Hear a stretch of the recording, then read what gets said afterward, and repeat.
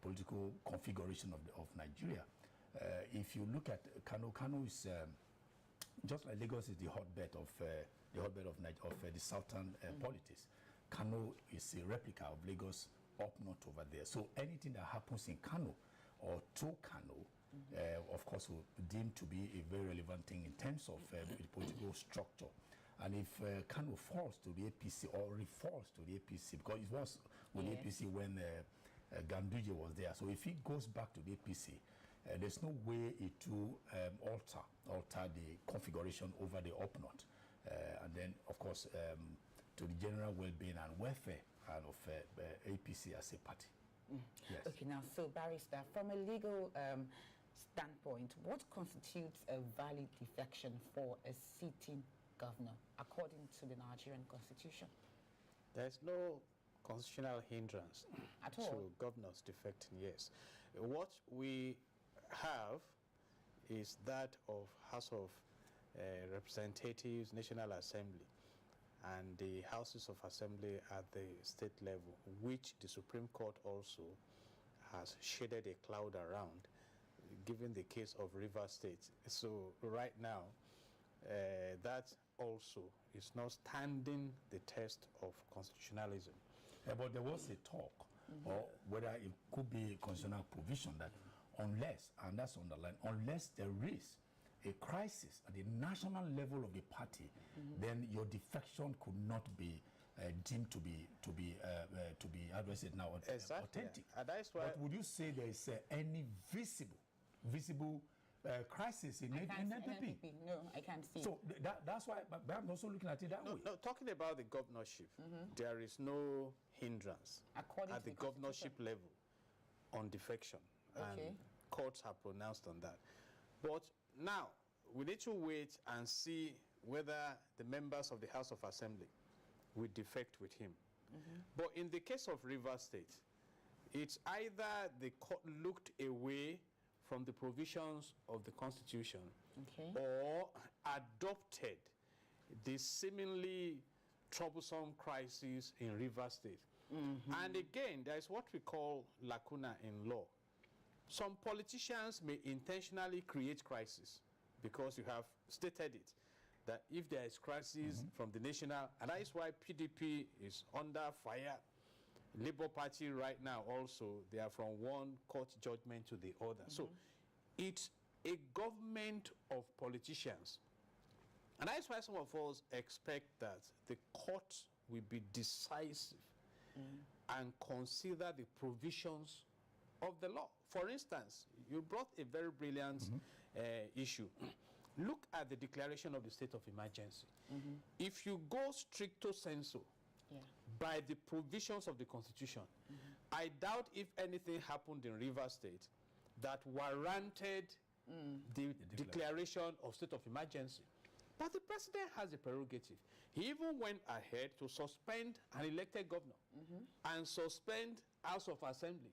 And the Supreme Court now came to say what he did was right. And some are afraid that in the future, how do you manage that?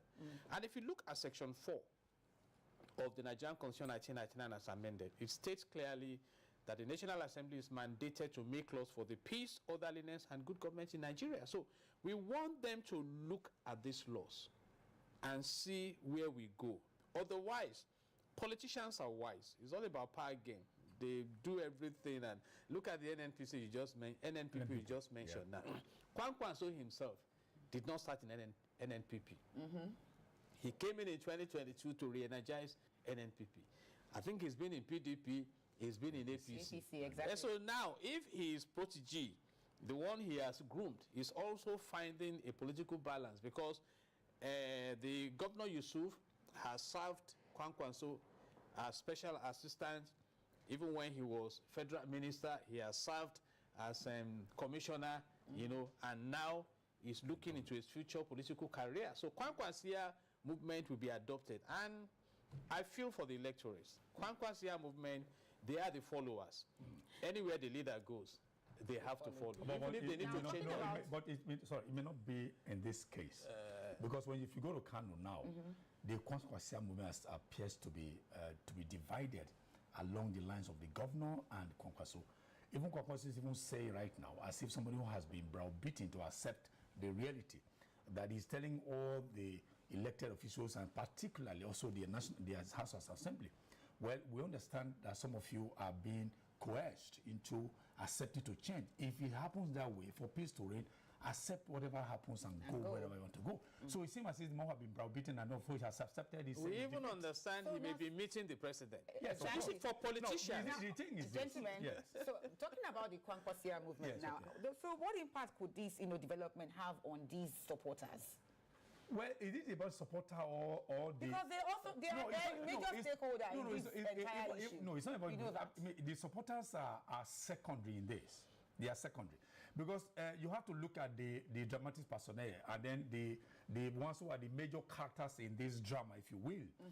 Kwankwaso is the head of it. Yes. The whole, even that's why if you go through all the reports that I have available to me, I do not place all the blames at the doorstep of the governor wholesale. I have a reason to say that. The reason is simple.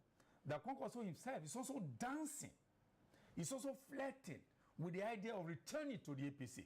I mean, although I may not quote him verbatim, what he said was that, look, if I'm going to back to the APC, I need to know what role APC will give me, one.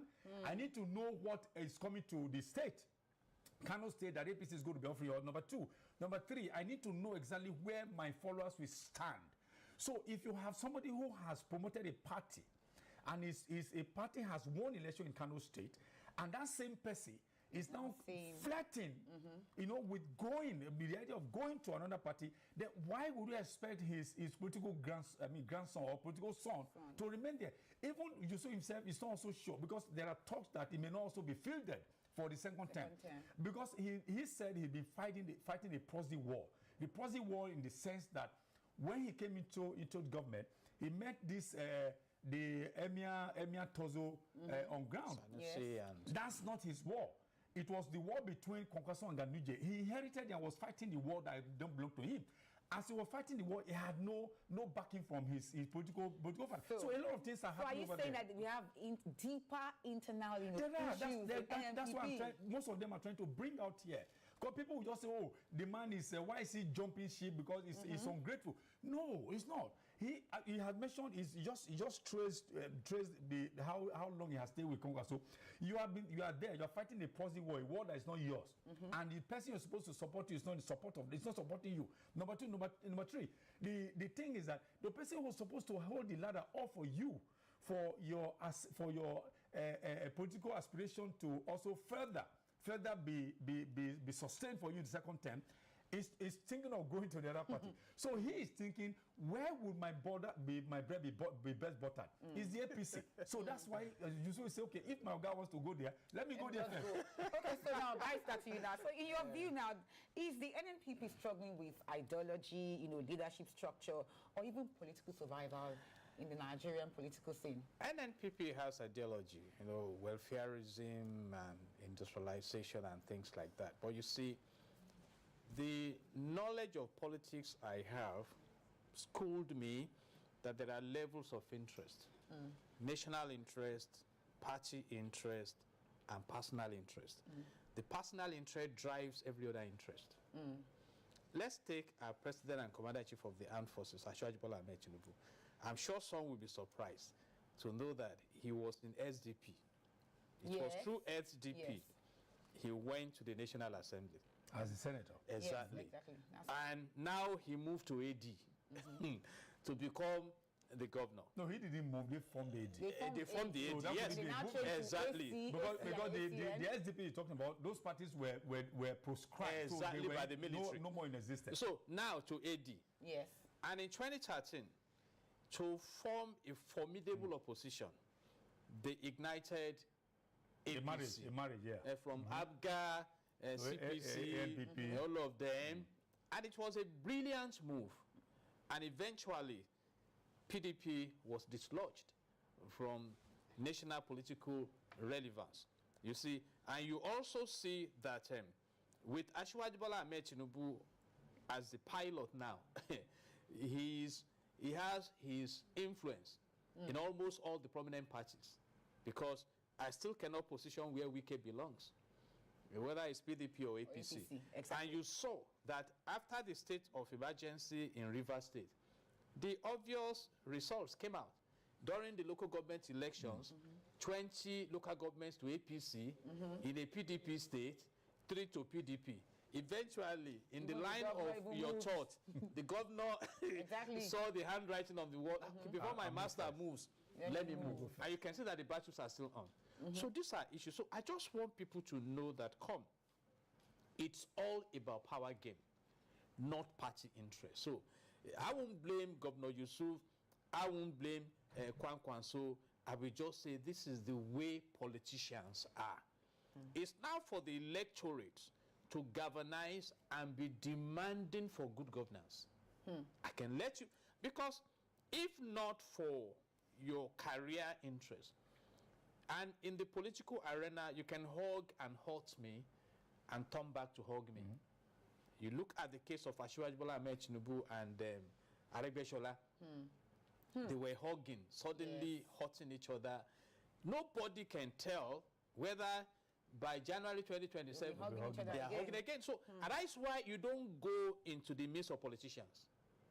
I'm taking sides. You can go in, but many Nigerians exactly. don't take sides. Yeah. Okay. It's You know, risky. because right now, even in the House of Senate, sir, there are 73, at least, APC members. Simple majority. Moving from Labour, in fact, right now, like I said earlier, 28 states belong to APC. 1 to Accord, 4 to PDP, I think 1 to ABGA. Even the ADC that intends to form the third coalition, what do they call it? ADC is not even on the stage at all. So these are issues. And you see the likes of Atiku moving from here to there, El Rufai, all of them. And even though El Rufai is moving, he didn't tell his son who won the ticket of the National Assembly. You know, so politicians, you must understand them. It is where, and now Yusuf is also looking into the future of his political career. So it's just because it's protecting his difficult political career. in this country to go into politics and come out and enjoy the level of wealth in politics in ordinary business. So that is clear. Now, Charles, to you now, defections like this, do they weaken Nigeria's multi-party system? Yes, they do. They do, because we can afford, not only us here in Nigeria, elsewhere, we can afford to always have a single party lording it over everybody. Because what you do is that you make the electorate to forfeit the opportunity to choose. Because what actually what forms democracy, what forms it, I underline that word, is where people are given choices. But when you ram everybody together, you railroad them into one thought. It's a problem. So even when they are riding rush on everybody, you have no other alternative. If you go to Ghana, a city president was unseated by Mahama Jan, who came in the second. After he left, he was defeated last time because of this issue of not one party being in control. When the government of that day was, according to the reckoning of the people, wasn't serving their interests, they all galvanized each other. I mean, you know, all of them came together and said they didn't want it, and then they chased the government away in the manner of speaking and brought back the government that was the president that was rejected 4 years earlier. So if you have where one party, as I said, is roaming around, railroading everybody towards a single thought process. But we're not going through that path right now. Which is why I said I am quarreling with that. But it is the Nigerian people you will blame. What call it? We are to blame because you can't also blame them because when you have poverty, the choices are limited. If there are even choices at all. When somebody is promising you, what other thing that you are looking for? It's not swear. So the people are to blame because some people, if South Africa hadn't even against hunger, against facing the guns to say they were going to stand against apartheid, there won't be freedom in South Africa as we speak today. Look at America. What is making America beautiful? It's because of the oscillation of the power block. It's either Republican today or it's a Democrat. If you also go to Britain, where those who colonize us, the power pendulum is also oscillating. But here, when it goes one place, the other people who are there, they move over there. So he hardly oscillates in this place. So it's not a good thing, because if you fail to build an enduring party structure, not even political, party structure, there's a problem. There has to be at least 2 major parties in the system for democracy to thrive. Because it's just one, that one will do anything they do, anything they like. There's no opposition to say. But if there's opposition, they will be afraid to take certain decisions, knowing that the other party is waiting in the wings to chase them away, in the manner of speaking, as I said earlier. So what lessons should smaller political parties learn from all these controversies going on? There are no lessons to learn, because even the structure we have built is wealth-driven, fund-driven. So where are the small political parties going to get the resources to drive? And even the citizens we are talking about, the electorate, right now it's been projected that 141 million citizens in Nigeria will be within the poverty bracket. You know what that means? So that means 25,000 naira for vote buying is huge when election comes. And some politicians have weaponized poverty. Exactly. So these are my issues here. And again, we were some who started, because when I saw it, I was moved back. When my president and commander-in-chief said fuel subsidy was gone, people were happy, high hopes. Then I monitored to see the impact of this removal on the generality of citizens. And I read that the money was being given to governors. So you are now wondering why governors are defecting. They are loaded. And who is in charge of the political mechanism in a state? Governor now. So you want to go to opposition. See, when Kanifayemi was alive, in Ikeja here was campaigning, giving flyers. And people were asking, is it flyers they will eat? So election comes now. Opposition is saying our total budget for this election is 10 million. And somebody is bringing 214 billion naira. That, okay, where are we going? So everyone must be involved. And again, politicians should realize that what goes around comes around. PDP threatened to rule the country for 60, but they did for 16. But a movement came. But again now, the flirting of politicians is also weakening that movement, because some characters that could have driven that opposition movement, some of them are floating now. So honestly, I think my hope is that somewhere along the line, the leadership will just realize that, we've had enough of politics, let's focus on good governance, that we create commonwealth for common good. Otherwise, Nigeria is migrating towards politocracy, which is the government of the politicians, by the politicians, and for the politicians. And that is totally different from democracy. But I think there's a window of hope. Or is it a window of hope or a window of solution? Yes, I was going to ask, what does this, these alleged defection tell us about, party loyalty in Nigeria? Well, party loyalty... And our final question. For now, party loyalty is difficult to define, because if you are, as we are told, if you are coercing someone to drop his party flag and come back to your party, or else, Elysis, you leave the thread hanging. Would you say the person is going to be loyal to that party? No. When he was practically coerced to join you, or even intimidated to join you? There's no loyalty of any kind in that party, because the person was forced against his will or her will to be there. But as I said earlier, I think the smaller parties can indeed do something. For instance, you have 18 political parties as you speak, but only 1 or 2 of them are ahead of. But what stops all these little ones to say, okay, let us join forces with the opposition? But you will find that once you get there, you have 18 political and 18 candidates on the ballot. Okay. Most of them are, you know what we also say? He said in political contestation, there are contenders, there are pretenders. Exactly. So you now have about about 16 pretenders. And You know, okay, you know what will happen?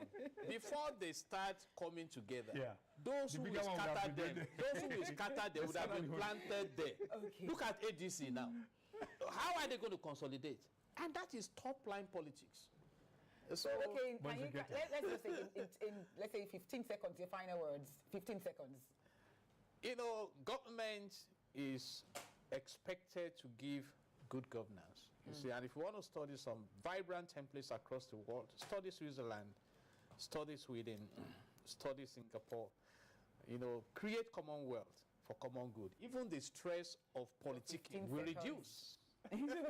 Okay, so For me, I Charles, think yes. the people have a role to play in this. When I mean people in Nigeria, if there exists of good governance and the government knows that the number is there among the people, we will subsume all our ethnic interests. His Ondo is subsume his Ondo interest, subsume my Edo interest. All of them come together to say the national interest must be overriding interest. Once the politicians are aware of that, they can't break our ranks. Then they will sit down and sit up and do what is right. Gentlemen, thank you for sharing your insight with us today on the program, The Conversation. I've been speaking with Barrister Jide Ologun and Charles Idoho. Thank you once again for coming on the program. God bless No, so Nigeria. as the political landscape continues to evolve, development like this just, reminds us that democracy is not just about elections. It's about institutions, loyalty, ideology, and let me add one more, accountability. We'll take a short break, and when we come back, Conversation Lagos will take over. Stay with us.